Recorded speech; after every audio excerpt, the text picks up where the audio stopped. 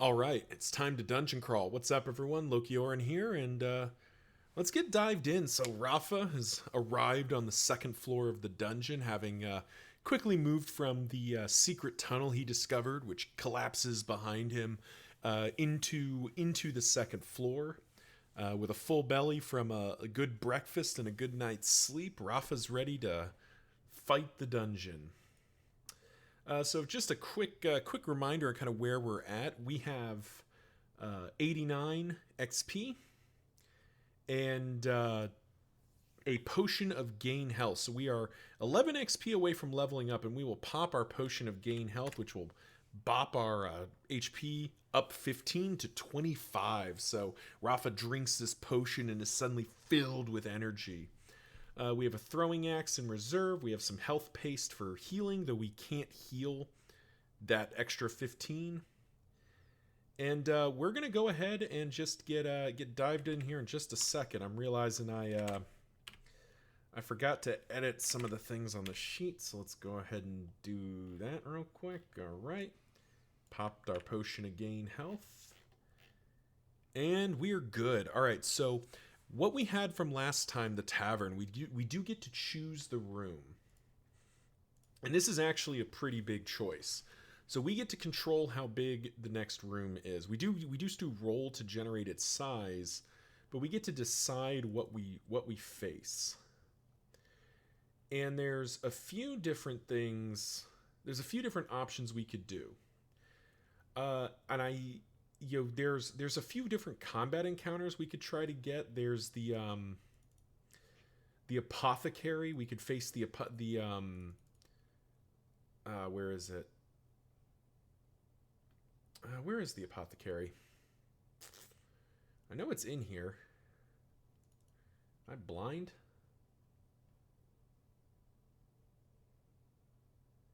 Level 2 rooms. Where is the apothecary?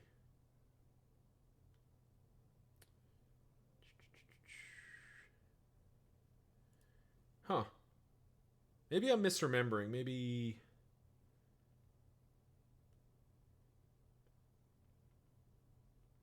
the apothecary comes somewhere else? Okay, it doesn't matter. Let's not get distracted. There is an encounter that involves fighting an apothecary who you basically just end up getting a lot of potions out of, and there it is, treatment room. Fight the apothecary. Get to roll like on 3 different potion tables. Definitely quite good.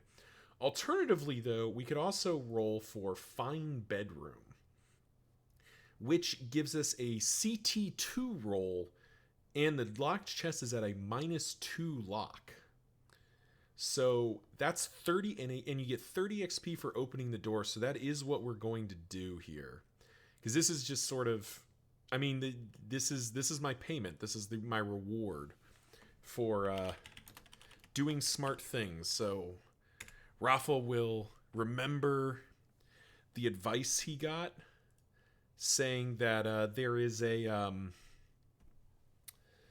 fine bedroom just on the second floor, and that lets you it's gonna give us an opportunity to level up, basically. All right, so first of all, 3x5 with 6. Normally I would go to the right, but I'm actually going to make a quick executive decision to not cut off that third exit. So instead, we're going to go 1, 2, 3, 4, 5. Oh, oops. We're going to go 1, 2, 3, 4, 5. We're just going to do this purely so that I get the maximum number of exits. I think this is in the spirit of the rules, even if it isn't exact. I mean, in the end, it's about generating a good dungeon, and this gives me lots of room. And let's go ahead and enter our room here. This is a fine bedroom, and just for funsies, let's see if I can get like a little. Oh, that looks comfy. Get a little token of a bed. I don't know where it fits, because there's 3 exits here, so it's a little bit silly. And maybe that's too big. We'll do a single wide bed here. Put it up against the wall. It's also a chest. And this is the important part, is we get this chest. So there's a lock chest here. The rough lock is -2. If you can open it, gain 30 XP and roll on CT2. Okay. So we generate the lock roll. 2d6 minus 2 is a 6. All right, we attempt to pick it, which is 2d6 plus 0 plus our precision pick of plus 3. And we easily open it. Now, a bunch of different things happen here all at once. So let's go ahead and, first of all, let's mark our... let's mark that we did this. So we get CT... So we get plus 30 XP, which dings us level 2, and a CT2 roll. So as Rahfa opens this chest, the chest opening music from the Zelda games plays, and he feels just full of hope and joy. As we level up to level 2, which conveniently you just add 10 HP, so Rahfa is now at 35 out of 20. Boom. We are now a lot stronger. And that is a big deal. And let me double check real quick. I believe we get our first point of precision at level 2 as well. Yeah, we do. So we will update that. We now have 1 discipline and 1 precision, which I actually usually mean to put there, just so I don't forget. And yeah, that is a big step up. All right, CT. Let's roll on the CT2 table. I'm getting distracted here. I'm excited that I was able to get that roll and like just have a chance here. So it's, I believe it is just CT2 flat. Let me double check. But I believe it is just CT2 flat. Yep, just CT2 flat. So there's a chance we get nothing here, but, you know, not the most likely thing. 6. There's a selection of worthless wooden bowls filling the chest. At the bottom is a casket with 2d6 plus 10 silver coins. All right. 14 silver coins. You know what? That's not great. But we were here for the level up anyway, and 14 silver coins is more than we started with. All right. So we're already off to a pretty good start here. Now we get to choose which way we go. I generally go to the right, so let's go ahead and do that. Oh, right. Before we do that, the doors in the fine bedroom are wood, I believe. Let me double check. And as a reminder or just a comment, on your side, I'm going to be editing the this is text. I need this. There we go.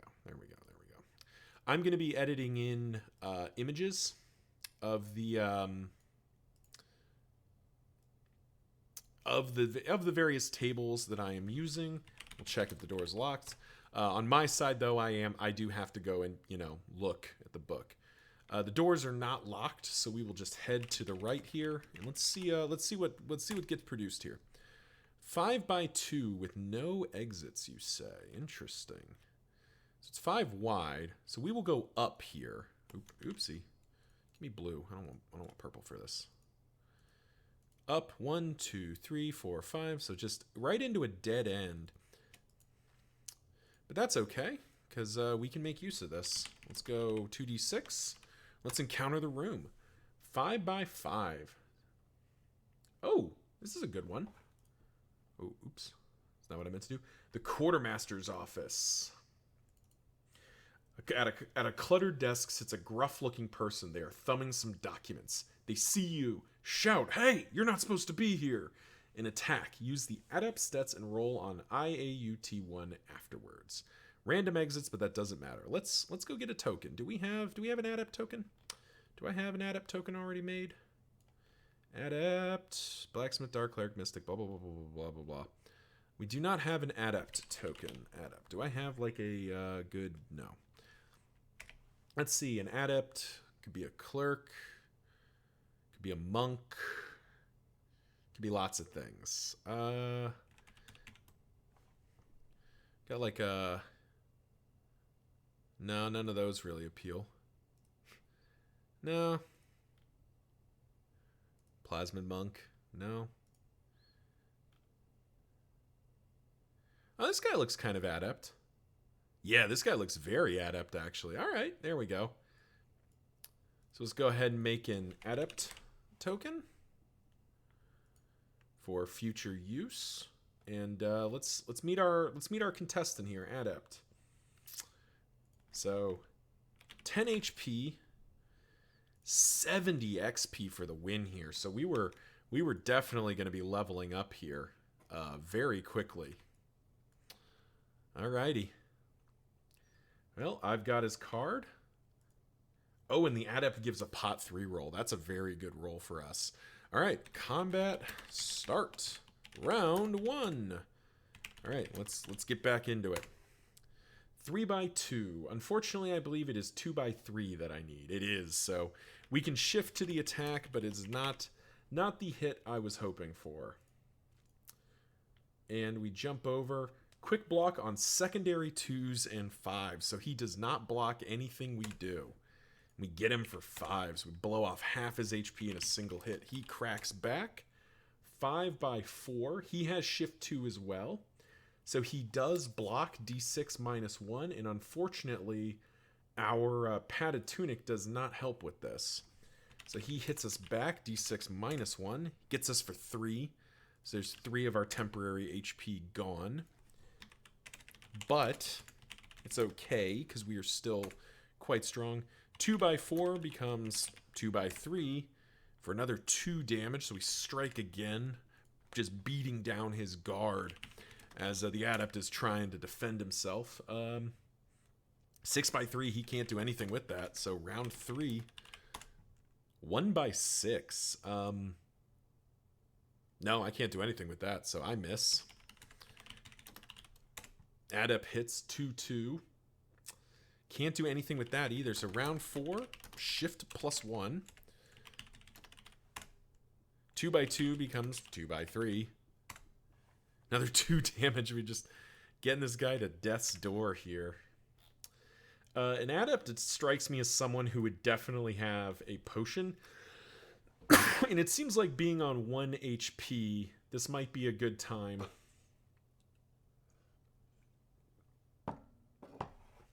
We could also roll on the creature retreat table.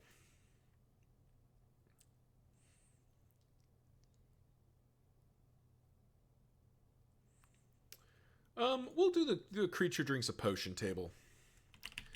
So the adept skips their turn to pop a potion. 7. The enemy whips out a vial and drinks a blue liquid, and suddenly their blows seem a little bit stronger. Well, unfortunately for him, we are at shift +2. It's pretty hard for us to miss here. 3x6 misses. Jeez. Shift 4. Can we do something with that? Down 1, down 3, 2x3. Oh, we can. We could, because we go down 1 to 2, then down 3 to 5, 4, 3. Yeah, 2x3 we manage to hit, and it doesn't matter what we do. We kill, and we won't kill with Exacxes. So as the adept drinks this potion in desperation, they instead get got. So there we go. Big 70 XP points for us as we smack this adept down. And we get some loot. So we have a PT2 +2 roll. We have a pot 3 roll, and we have an interference or complication roll, which I think it's just it's IAUT1, right? Yeah. All right. So we'll do the interruption first. We'll do the loot after, because the interruptions can oftentimes, or it's IA21. The interruptions can often have loot as well. 1x1. There's a lever beside the far exit. If you decide to pull it, roll d6. Okay, so there's a lever in this room. Rahfa doesn't know what it does. He hasn't encountered any locked doors He hasn't encountered any portcullises yet. And there's not really like a...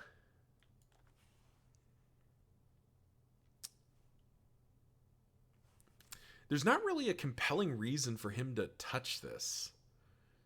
So I think what he does is he just he just leaves it there. Like he doesn't even touch it. Like do you grab strange levers that you don't know about?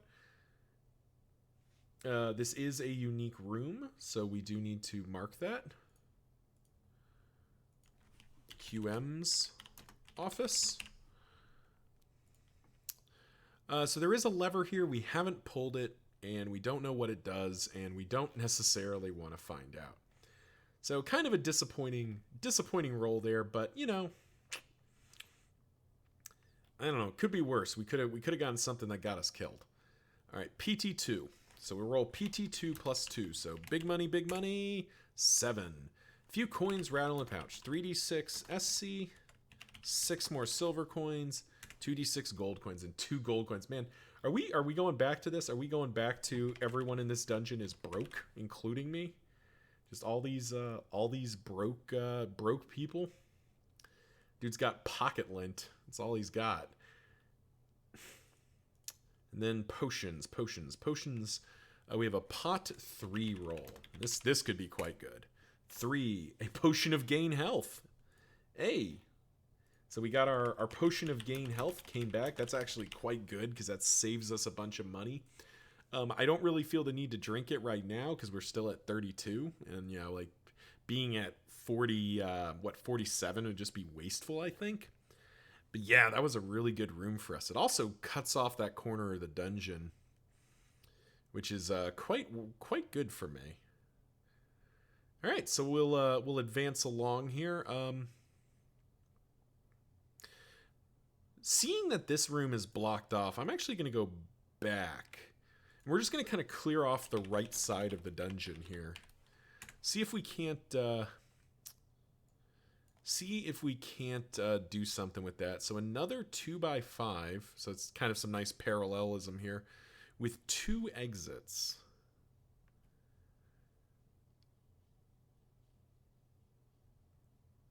How do we do this? We could say there's a secret passage into the QM's office. We just do something like, oops, pen line. So we just go like this, 1, 2, go like that, 1, 2, 3, 4, 5. Put the other exit there. Do that. Yeah, that feels good. Yeah, so as Rahfa makes his way into this room, he realizes that the quartermaster had a little secret exit, just a way maybe to get into other parts of the dungeon without being noticed. Oop. Need one more there. He notes that down, but leaves it be. And let's encounter the room. 3x5, you say? Tell me about 3x5.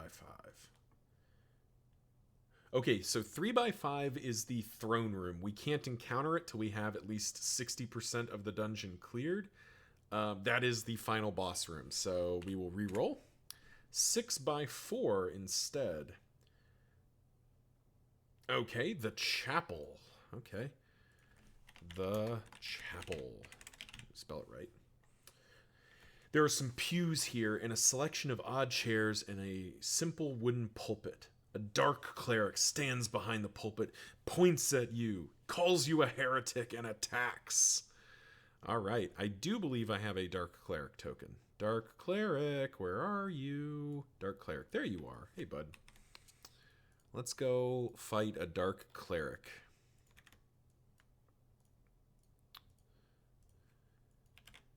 Got that 12 HP. And let's go find Dark Cleric. Oh, right. Dark Cleric's actually a level 1 creature. It's actually kind of unfortunate in a way for us because we'd rather be fighting the level 2 creatures that give more XP. But the Dark Cleric's still worth 28 XP and has 10 gold coins on him. So, the Adept doesn't have coins on him, right? No. So, the 10 gold coins is quite worth it. So, combat, Start. Round 1. Rahfa, seeing this dark cleric's like, hey, I'm not a heretic, you're a heretic. 1 by 3 becomes 2 by 3. Dark magic haze on secondary 1s, 2s, and 3s. The cleric heals 1 point of damage if injured, and gains 1 point if not. So I've always interpreted this as the cleric basically reduces damage by 1. Because that just seems like that's what the intent here is. So we nick the cleric for 2, as a glancing blow, and the cleric in turn responds with 3 by 1, which becomes necrotic prod for d6 minus 1 damage, and gets me for 4 in exchange. Ouch. All right.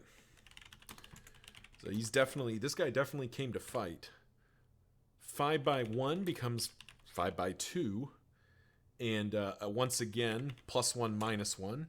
Get him for 6 back, though. So in the process of hitting us with the necrotic prod, he leaves himself open to a devastating counterattack. 6 by 4. He's got shift 1. He can't actually do anything with that. So he does nothing. Round 3. Rahfa, seeing an opportunity. 5 by 2 again. Gets from another 2. And you know what? Maybe I want to try this new table. Yeah, let's try this new table. This seems like it could be. This could be kind of fun. Because we just did a potion, and while it's believable that this creature would also have a potion, creature retreat table. So the dark cleric, realizing he is badly overmatched, does a thing to try to not die here. 7. The creature tries to run, but you shove it and gain an extra attack. The fight continues. So the dark cleric, realizing he's overmatched, tries to roll to the right and dodge into the QM's office, trying to get away, maybe to get help. And Rahfa smacks him in the back of the head and finishes him off. Go us.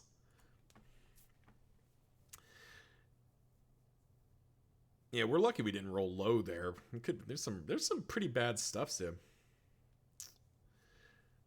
There's some pretty bad stuff on there. There's a lot of high damage stuff on there. But yeah, we take down the dark cleric, whacking him, putting him down. All right, dark cleric is worth 28 XP. Slash roll 189 plus 28. 217. We got to get all the way up to 500 for level 3, so we are quite a ways away from that.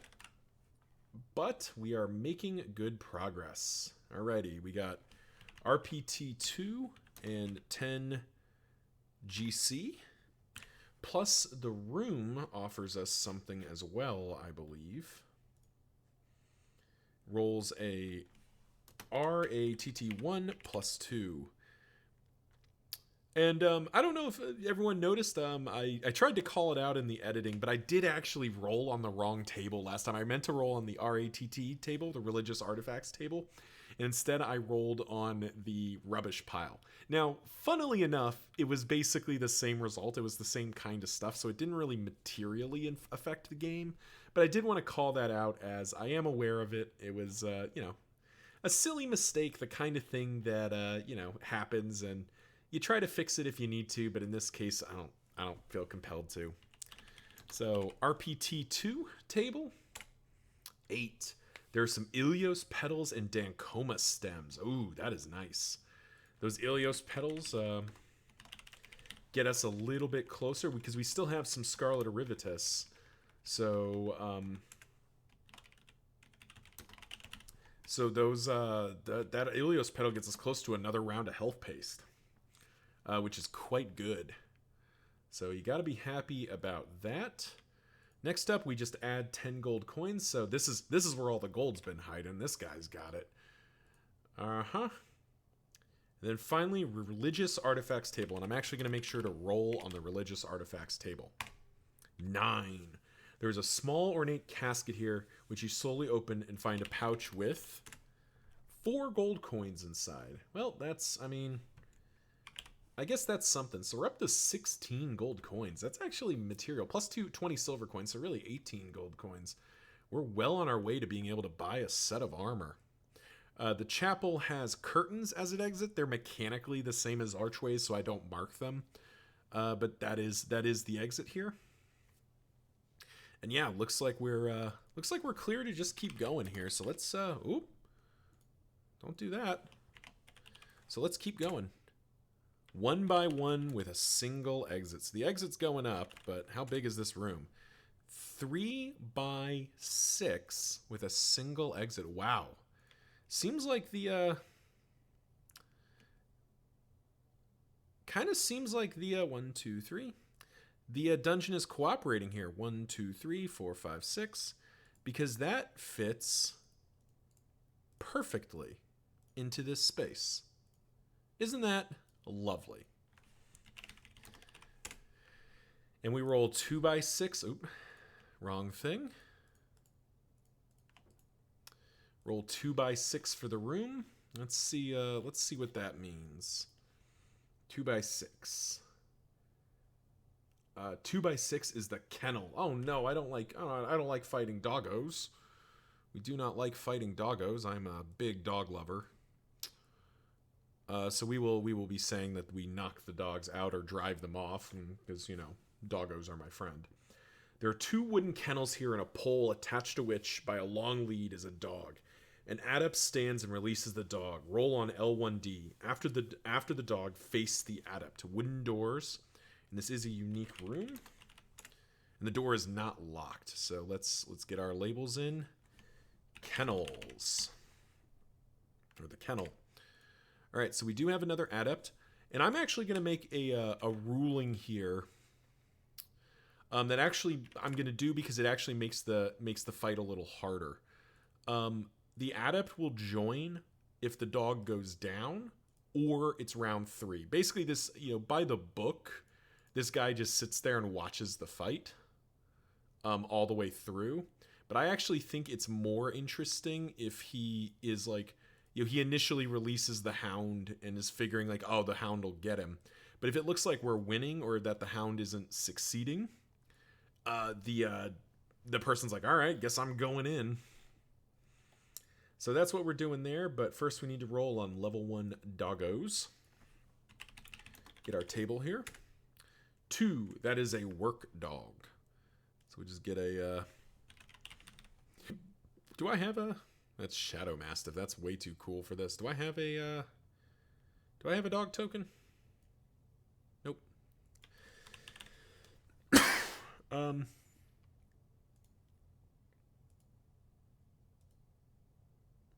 See, the problem, part of my problem is that, like, this dog's way too cute. Way too cute. Can't have it. We're gonna go just for my own sanity. We'll use the Goblin War Dog, just some kind of savage looking dog-like creature that's not is not friend shaped, as it were. All right, so the work dog has a 4 HP and gives 4 XP. Alrighty. Combat start. Round 1. So seeing the work dog leap to the attack, Rahfa turns to meet it. 2 by 4 becomes 2 by 3. The dog raises its legs and defends on primary 5s and 6s. And we don't manage to down it in a single swing. Uh-oh. The dog in turn replies. 5 by 3 become, or no, I'm looking at the wrong. I'm looking at the Warhound. Well, bite 4 by 3, D6 minus 3, and I don't mitigate this. -1, so he leaps to engage, and Rahfa manages to get kind of get his mace up and fend it off, pushing it aside. Round 2. We swing. 5 by 4 does become 5 by 1. We smack the dog and it runs off. Please ignore the skull and X. And without a beat, the adept will step in. So round 3. Well, actually, you know what? The adept seeing us like kind of driving off the dog. I'm actually going to say the adept takes the dog's turn and just swings. Makes it a little bit more interesting, a little bit more dynamic. And also kind of feels realistic. The adept's taking advantage to try to get a quick hit on us. Does nothing. Yeah, it does nothing. So round 3 for Rahfa. Round 1 for adept. And the reason I'm recording this is I'm going to start giving the adept bonuses before I give myself bonuses. Because this is the 3rd round of combat for Rahfa. He's been fighting. 5x5. Does not become anything. Doesn't become anything. And the adept swings back. 2x4 does not become anything. Round 4 for Rahfa. Round 2 for adept. So the adept is now at shift +1, but we swing 4x4. Doesn't become anything again. Gosh, we are not getting it done right now. The adept swings back. The adept is at shift 3, so it's actually pretty easy. Yep. Hits the staff thrust for 5 damage. Ouchie, ouchie. And so as Rahfa's starting to flag,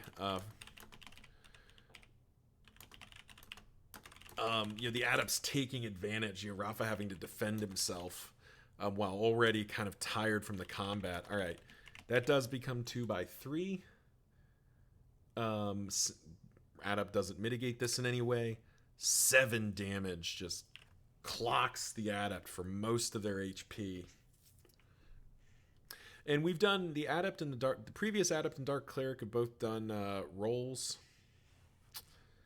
Let's see. Do we want to drink a potion here? I think we'll hold off on this one, just because like I don't want to do this every time. It should be a thing that like ups my threat, and I think the adept is threatening enough without it. 5x1 can't do anything with that. So round 6 for Rahfa. Oh no, so that's plus. He's got 4 shift right now. Can he shift that? Down 1, up 4. No, he needs shift 5 to make it happen. He needs shift 5. Yeah. So round 6 for Rahfa, round 4 for adept. So at this point now, Rafa's finally at shift plus. Shift plus. Wow. Okay. Shift plus +1, but does not manage to do it. The adept's basically at full shift. Yeah, so the adept definitely can go down 2, up 3. That's shift 5. Yeah, it's round 6. Yeah, they've got shift 5. Another 2 damage, so we're almost out of our extra HP. Yeah. Round 7 for Rahfa. Round 5 for adept. So Rahfa's at +2 shift here. Not that it looks like he's going to need it. Can he go down? Yeah, he can go down. He doesn't have. He can go down to 2x3, and there we go. Very dead adept. So we cut down the adept, and we've defeated the work dog, and we are in business. PT2 +2, pot 3. We get 70 XP for the adept and 4 for the work dog. Does the work dog give any loot? No.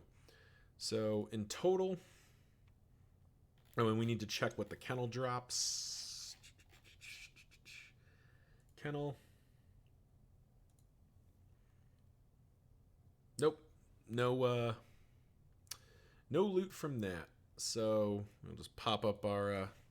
So there's the loot we need to roll. First of all, though, we do need to add 74 XP to our total. 217 plus 74. Fighting these adepts is great, by the way. We really want to be fighting adepts because they're just... I mean, they hurt. They hurt quite a bit, but they're pretty fragile. And they don't mitigate us very well, so we can just kind of get the XP out of them. Alrighty, PT2 +2. Another opportunity for big money, no whammies right here. 14 can't go higher than 12, but that is a max out here. In the pouch are D3 high quality pearls, and half of a broken ornate item. So first of all, 3. We got 3 high quality pearls. Okay. That's actually pretty important. Pearls are the least valuable. But high quality pearls are still worth quite a bit. And that's also 3 of the 4 gems we need to do the gold amulet, which can have some pretty high impacts. And we also need to roll on 1/2 of a ornate item. Now the way this works, because we haven't seen this before, you get an item, 6, half a gold symbol worth 4d6 GC. So we roll. So we have picked up half of a gold symbol worth 13 GC. So what this means is we can just sell that gold symbol for the gold value, so for 13 gold. However, let me find the reference so I'm speaking correctly here. I always forget where this is not a rule I get to use very often, so maneuvers, prime attacks, treasure 28 it looks like. Yeah.